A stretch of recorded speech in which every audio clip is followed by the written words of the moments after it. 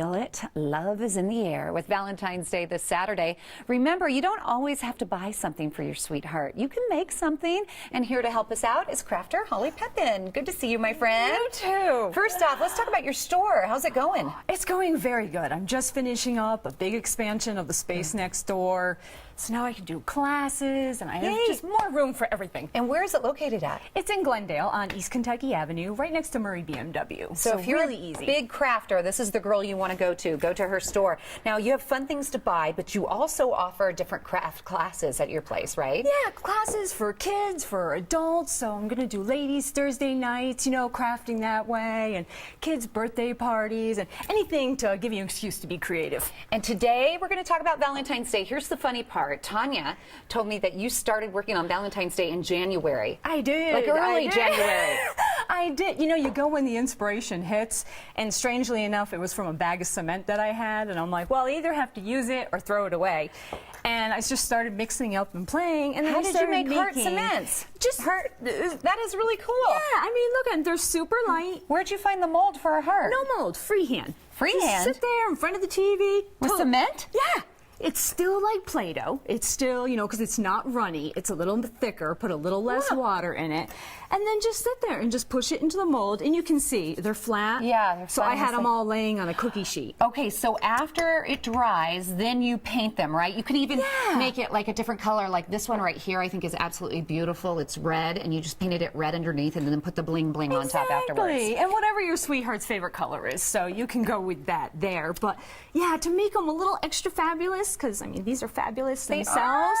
But go ahead, just like you're doing, and it's just a little Mod Podge, a little any type of glue you have that will dry clear. But the Mod Podge has a good gripping power. Paint all over it. Yep. Okay. And then you're going to take this fabulous stuff that we've used just here sprinkle? before. Yep. And you can even take the whole container, and that's why I do it on a plate. Because then you use the leftovers. And then I can dump it back in there, and it will stick wherever it has to go. And it doesn't take long to dry, maybe a half hour. This is such a good idea. Do you know today was the last Valentine's Day party for my son? He's in 6th grade, and when they get to middle school, they don't do it anymore. Oh, that's so sad. I wish I would have known this. He could have made one of these for his little Valentine. It would be so sweet. And the sparkle you get, this is diamond dust, and it is a little bit different than glitter. It's much tinier little glass particles. It has such, I mean, as you can see, I mean, it's such a much more vibrant, so pretty, diamondy kind of So when it dries, sparkle. That's what it looks like. Exactly. Okay, here, we'll pull it over here, and we can show you that's what it looks like. Next, I want to talk about magnets, what you do with the magnets. Yeah, so the same thing, easy peasy. You can buy magnets on a roll. You can buy the single ones. For these, just make sure they're good and strong. You know, you don't want the thin ones there. And so took the regular one, and these are already sticky back. Okay. But if it's a thicker one, you can use a little heat glue and just stick them on the back, and then you just have little magnets. And you can hang it on your... You can put it on the fridge. Kids, you can have your ribbons hanging from them. Anything to make them a little extra fun. There's a little girl in my son's class, and she drew a heart on her ankle and wrote his name on it.